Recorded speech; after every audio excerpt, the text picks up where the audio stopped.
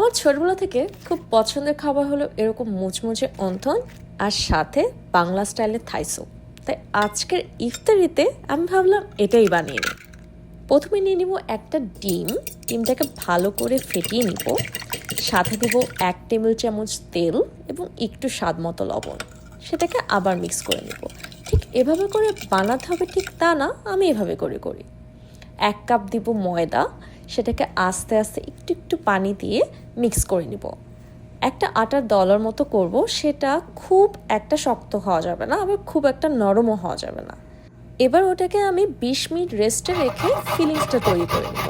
সেটার জন্য আমি নিয়েছি একটু চিকেন শ্রেডেড করা, শিম শ্রেডেড করা, আমি গাজর শ্রেড করে নিয়েছি, সাথে দিব কুচি কুচি করা পেঁয়াজ, কাঁচামরিচ এবং ক্যাবেজ। এগুলো নিয়ে আমি একসাথে পুরটা মিক্স করে নেব। অন্থনের ফিলিংসটায় একটু স্বাদ হওয়ার জন্য লেমন, স্বাদ মতো একটু লবণ, অল্প একটু ডিম, একটু সয়া সস, একটু গোলমরিচের গুঁড়া, এগুলো দিলে ভালো লাগে। খুব একটা মশলা না দিলেই ভালো, তাহলে স্বাদটা অত একটা ভালো আসে না। আমি সাথে একটু কর্নফ্লোর দিয়ে নিয়েছি যেন জিনিসটা স্টিকি হয়।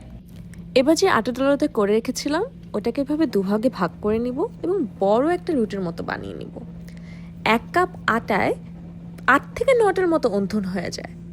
ঠিক এরকম বড় একটা রুটির মতো বানাবো। রুটিটা খুব একটা পাতলা হবে না বা খুব একটা মোটা হওয়া যাবে না, একদম পারফেক্ট হতে হবে।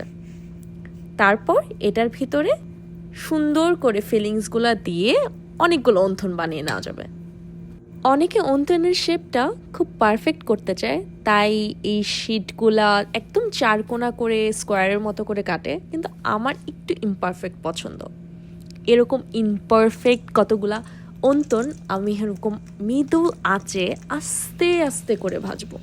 আমি চুলার আঁচটা মিডিয়ামের থেকে একটু কম রেখেছি এবং অন্থনগুলোকে ততক্ষণ পর্যন্ত হওয়াবো যখন এটা হালকা ব্রাউন একটা কালার না হয়ে যায়। যখন হালকা ব্রাউন কালারটা হয়ে যাবে তখন আমি এটাকে তেল ছেড়ে উঠিয়ে নেব।